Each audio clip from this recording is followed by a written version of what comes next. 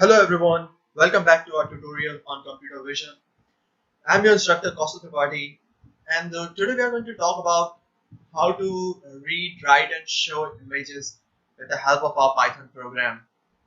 How we can access those images, how we can do the editing on the images, you can pre-process those images, you can use filters, you can process them, and we are also going to understand how those images are stored inside of the computer, how those images, how computer understand those images. So let's get on to our spider ID and see how, everything that we are going to do. But I want to tell you something that today in this course I'm not going to write all those programs all the time. I'm going to just use, I've already written those programs on my ID as let me show you. Okay, here you can see I've written this whole code over here. There are lots of things. Most of the things you will not be able to understand. Some of this basic Python stuff. And this is all I have written so that I don't have to write it again and again so that it wastes a lot of time. Here I can tell you what everything is, how they work, and you will get a good idea of it. And in the previous video we have already see how to import how to basically set up Python openCV Python inside of our Python package and how to import that module. And we have seen it and it's working just fine. Import CV2 as it is imported right now. If it is not importing in your computer and you're facing some kind of problem, just put it in the comment section. We will help you ASAP. And then now we're gonna import the images inside of our Python program. We're gonna read those images. It's just like a file handling, how the way we are accessing the files. But in this case, we are not accessing the files, we are accessing the images. Concepts are same, but a little bit of a difference.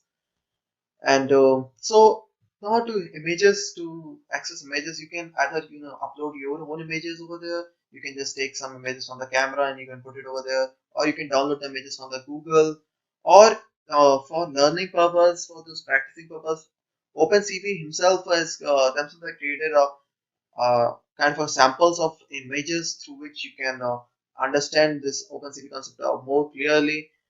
And to access those samples, you need to go to this their website github.com/opencv/opencv. Now here in this link you will see they have this GitHub account over here, and there are lots of files over here. Now you have to go to this samples folder inside this the repository, and now inside the samples folder again there are lots of folders, and this data folder over here. Go to this data folder and you will see these are lots of images over here. You can see JPEG, JPG, XML, JPG, AVI. The videos are also present over here. These are all samples to work with. Now what I'm going to do, or what you can do is, I have already downloaded it, so I don't have an option over here. But oh, wait a minute, you can go back and wait a minute.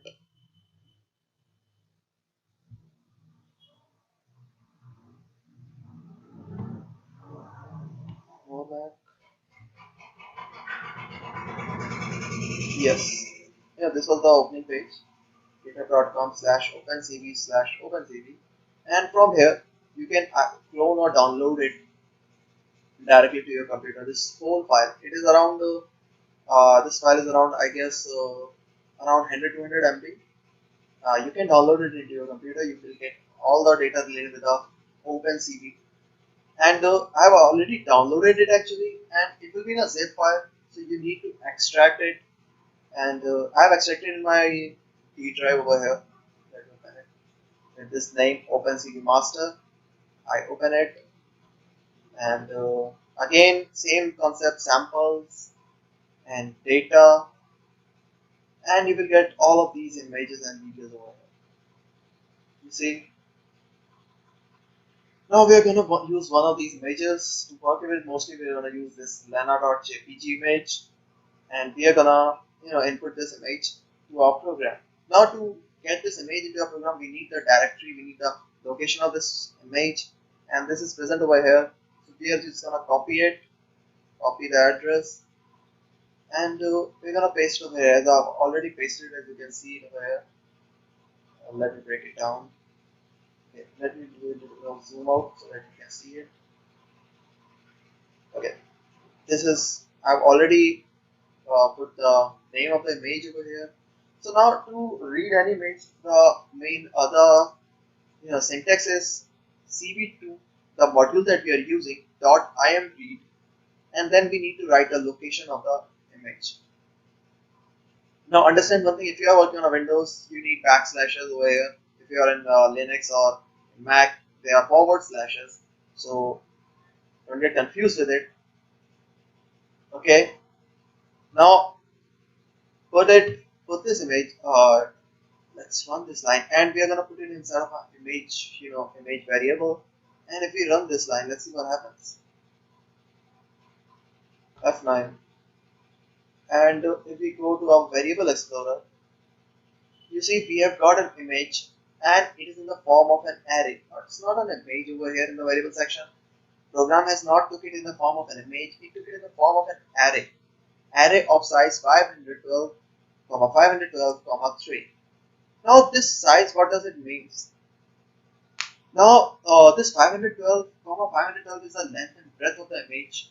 Yeah, like 512 is the length, and so 512 is the width, and 3 is the number of colors it is using. Basically, images use the color concept of RGB, or you can say PGR color mode: blue, red, and green, blue, green, and red. And all the colors inside of an image are formed with the help of those three colors: blue, green, and red. Just by changing their intensity, their hue or saturation, these colors are formed. So this 3 over here is the saying that I'm using three colors: blue, red, and green, and it is saying my size is 500 by 500, 512, 512, 3. Okay, you can see it over here like this. This is like for every. Basically, it doesn't give much of the help to us with the understand, because it's a matrix, and you cannot display matrix in this format. But if you see it, these are the color of blue, green, and red. This is blue, this is the intensity of green, and this is the intensity of the red. The intensity of these three colors lies from 0 to 255 basically. And so these are like at this point, at this you can say it goes up to 511. As from 0 to 511, that means it has a total size of 512 by 512, and at each point it is telling you these are the color intensity of all the three colors: 128, 138, 235, and all. Okay, so it is not much of a help to us in this way, looking through here. But if we see this image, if you wanna run this image, I've used this cv2.imshow syntax over here, and I've just given our name Lena to that image. You can give it and write anything over here, like whatever you want to write it. It will display on the top of that image icon. I will show you this later. Like here, it is showing Spider Python 3.7 over here at the top. You can see the same way it will show in that kind of a screen the name of that window. And here we pass the argument image, whatever the image that we are trying to show. Right now image in the form of an array. It will accept it in the form of an array, or you can say matrix, and it will display. Now this cv2.wait key tells us for how much time we want that window to be displayed. Right now we have not given it any argument, so it is gonna display for like infinite time until we press any key until we give it any kind of an input, or if we give it like some argument like 5000, the screen will gonna wait for like 5 seconds. Then here this another line I've written: cv2.destroy all windows. Now this is a very important line. Always remember, whenever you are showing an image, you need these two lines with yourself. Now what it does, whatever the window where your image is being shown, it destroy that window whenever you press any key, whenever this line interprets. If you don't do this, then your program will get hang up, and you need to restart your kernel and everything again you need to run the whole program to access up to that point. So remember to use this line always whenever you are showing an image. So now let's run this part and see what happens. F9, and here you can see I've got this image over here, and you can see in the top, this is what I'm talking about, Lena word over here. You can write whatever you want, and this was the image that we have used from that directory, lena.jpg. Now if I press any key from my computer, it destroys all windows, and again I'm on the next. Now you know the shape of the image I've already shown in the variable section, but again you can, if I print it out, you can see this 512, 512,3. Now I can also write that image. Like right now I've copied this, I've took this file from my D drive in openCV master. There's this folder. Here it was present, this lena.bg. Now let's put it into our own working directory. So what I'm going to do is cv2.imwrite lena1.jpg from my image. Now this is how we write an image into a, write that array of image into an image and save it into a computer. Now if I execute this line, now it gives me an output true. That means it runs perfectly fine. And you can see in my working directory there is a file name right now at 1:34 p.m. lena1.jpg. Now we've got this file in our working directory. Okay, we can even test it out. We can again run all those lines. First we will read it. Now if we are accessing it from a working directory, we need to put the dot defines that use the working directory, and then slash lena1.jpg. Now if I run it, all of this code, F9, and again you see here I've got this image again back over here, and if I press any key, it gets accepted. Or if I, what I do, I write here 5000. Okay, and again if I run it, now let's see what happens. Now image is shown over here, and it is gonna be here for like 5 seconds as gonna remove automatically. So this is working with the image, how you can access, read, write, and show the images. Now that was the colored image we were talking about. We had in the shape section, if you see, we have like 3 colors BGR. But what if we don't want a BGR color? We want only one color. We want it in black and white. Black and white is based on only one color, intensity of the white color or the black color. And basically the intensity of the black color we talk about here. If the intensity is high, it will be black. If the intensity is low, it will be white. So to do this, we have this change color, changing it from BGR to gray or gray to BGR or other formats. We have this cv2.cvt color. Then we pass as a argument image and the cv2.color underscore BGR to gray. Now what it does, it converts your image into a black and white. Let's see, F9. Okay, gray Lena is a another variable is created with the name gray Lena, and you see it has 512, 512, and earlier it was 512, 512,3. Now it has only one index, one color mode only. That's why there is no need to write 512, 512, 1. It is already understood. See, okay. So you can see here it is we convert into a 2D matrix time. And if we again do the cv2.show and run all of this code, you see over here it becomes a black and white image. There are no colors from which we were having earlier, but right now there are no colors over here. Now this is how we convert our image to a black and white image. Then there are lots of things over here to work with the images, like now we need to clear one thing. When we were working with these black and white images, we had only one color code over there, that is 1. We don't have BGR or these colors. We have one color code, and we were working with its intensity. It's only one color intensity. Okay, the higher the intensity, the darker the color will be. Lower the intensity, the color will be lower. Like whatever the value we give over here, it will define its intensity of that color of that place. Okay,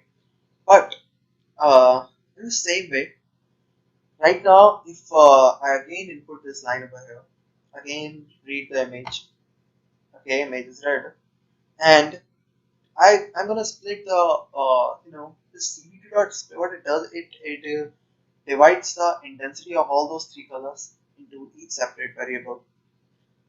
So if I run this line, there are I got three variables B, G, R, and all of this size is 500, 512 by 512 because they are these colors are defining the intensity at every place. Now what B has its own blue color intensity.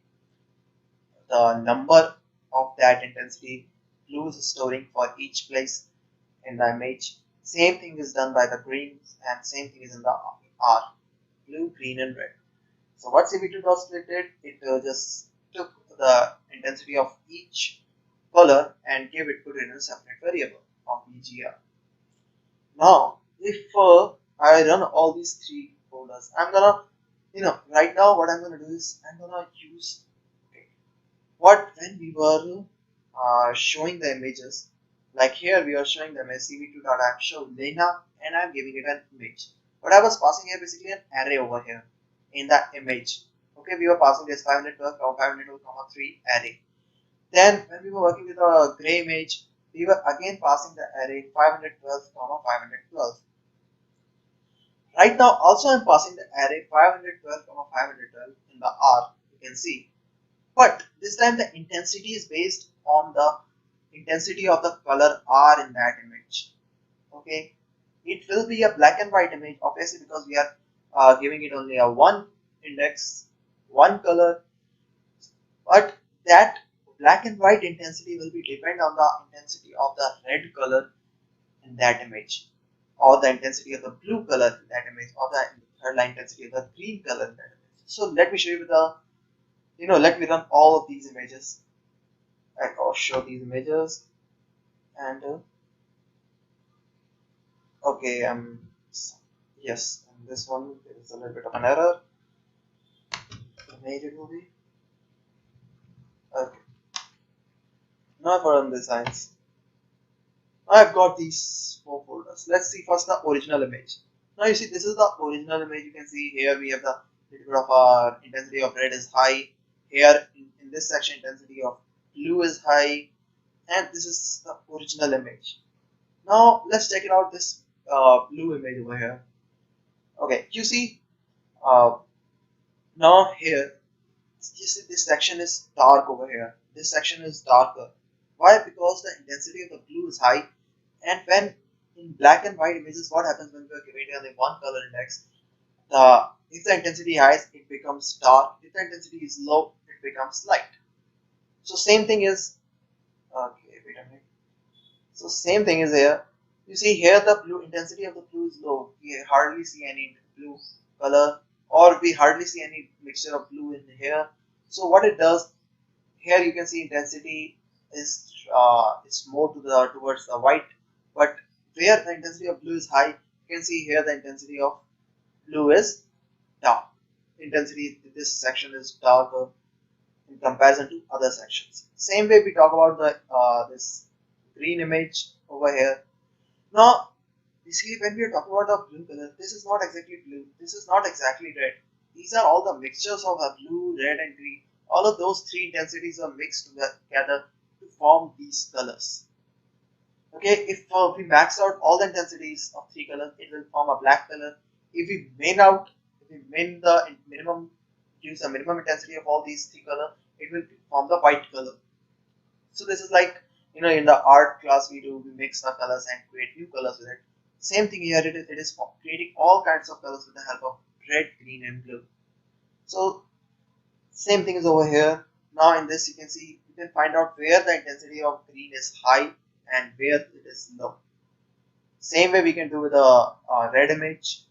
We can find out where the intensity of red is high, where the intensity of red is low in forming these colors. So this is how this is basically used to identify the color distribution inside of our images. Now let's close all these images. Okay, We can now, if you are watching it separately, we can also merge them up together. And if we merge all of these three like this with the help of a CV2 dot merge over here and give it all three BGR, it will again form the merged image, the original image basically. And we can also do one thing. Yeah, right now we have given it BGR over here. We can increase the intensity. Let's say I give it an intensity increase in intensity by 100. Okay. If it is gonna cross the range of 255, it's gonna be stopped at 255. Use the maximum or the less. Okay. I have increased the intensity of the red in the image, and let's see what happens right now. Now you see the intensity of red is increased all over this image over here. Wherever, whatever, how much amount of red is being used, it has been maxed out. Same way we can do with the we can increase the intensity of the green over here, and let's run it again. Let's see what happens. You see the intensity of green, wherever the green color is being used, its intensity is being maxed out. I've used plus 100, means the intensity is increased by 100. If the intensity if somewhere is 120, then it will become 220. So you can see the image. It's a lot of greenish where. So this is all about working with the images. We will see further in the video. We'll more see how we can work with this, how we can use different kinds of. We can create our own filters and we can pre-process these images. We can create shapes. We can write on these images. But this is all we will see in the further videos in the further course. So let's end this over here. Just practice it out. See what else you can do with these concepts over here. Okay, there is this color BGR2.gray. You can use other things like if I show you CV2 dot color. You can see a BGR2.gray, BGR2.HSV. HSV is based on hue, saturation, and visualization. Then RGB, RGB to gray, gray to BGR. All of this gray to RGB. Now we were using right now BGR concept.